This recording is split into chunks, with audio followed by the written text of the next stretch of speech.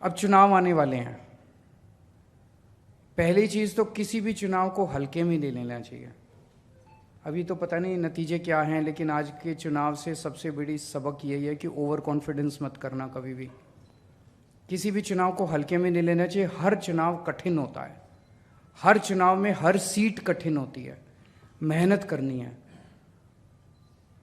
और लड़ाई मत करना, अपने अपने एमएलएज के साथ लड़ाई मत करना। सब लोग मेहनत करना, मेहनत नहीं करेंगे तो। और इस चुनाव के अंदर सबसे इम्पॉर्टेंट रोल आपका होगा, क्योंकि अब हम एमसीडी में हैं। जनता उम्मीद करती है भाई बेसिक चीज़ है, सफाई तो करेंगे, बाकी चीज़ें तो जनता माफ़ कर देगी, सफाई तो करेंगे। अपने अपने एरिया में घूम घूम के कोशिश करो कि कूड़ा उठ जाए, डेली झाड़ू लग जाए, कूड़ा उठ जाए, डेली झाड़ू लग जाए।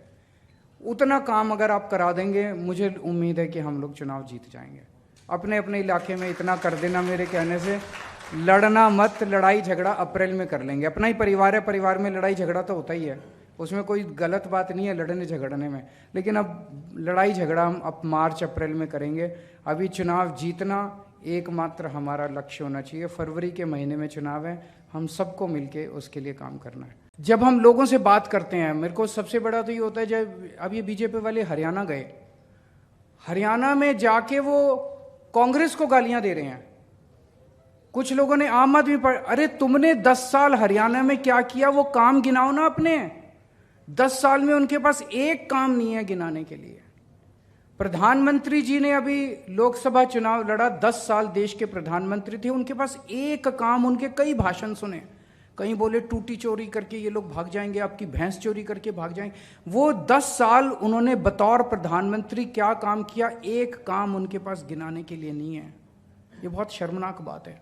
और आपकी पार्टी, पूरे देश में कहीं चले जाओ, कोने कोने में चले जाओ, आम आदमी पार्टी की बात करो, बोले हाँ इन्होंने स्कूल अच्छे कर दिए दिल्ली में, है कि नहीं है? हाँ इन्होंने मोहल्ला क्लिनिक बना दिए, हाँ इन्होंने अस्पताल अच्छे कर दिए, इन्होंने बिजली फ्री कर दी।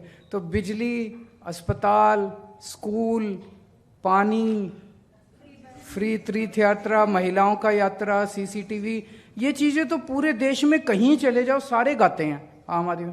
यही हमारी सबसे बड़ी ताकत है, यही हमारा संतोष है। हमारा संतोष ये नहीं है कि मैं मुख्यमंत्री बन गया, आपका संतोष ये नहीं है कि आप काउंसलर बन गए। हमारा संतोष ये है कि जो काम आज हमने किए 75 साल में कोई नहीं कर पाया।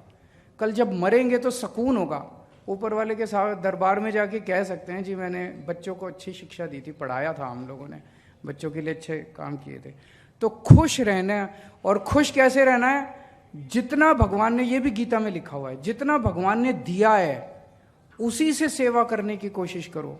आप सोचो फंड और मिल जाए ये, और कोशिश संघर्ष करेंगे और फंड भी मिले, स्टैंडिंग कमेटी भी मिले, पावर भी मिले।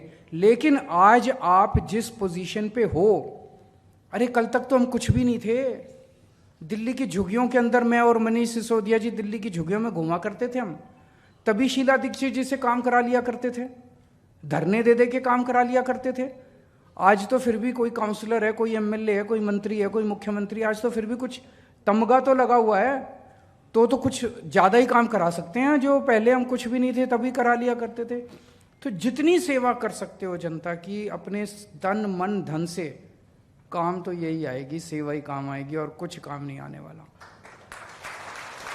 और पूरा सेवा भाव रखोगे, करके देख लेना। मेरे कहने से 3-4 दिन, अगले 3-4 दिन इसी भाव के साथ जीने की कोशिश करना, बहुत सुकून मिलता है। बड़ी टेंशन, जब से मैं गीता बहुत ज़्यादा पढ़ी, बाहर आया हूँ ना, बहुत सुकून में रह रहा हूँ मैं। जितना भगवान ने दिया है, खुश रहो और जनता की सेवा करो, देश की सेवा करो।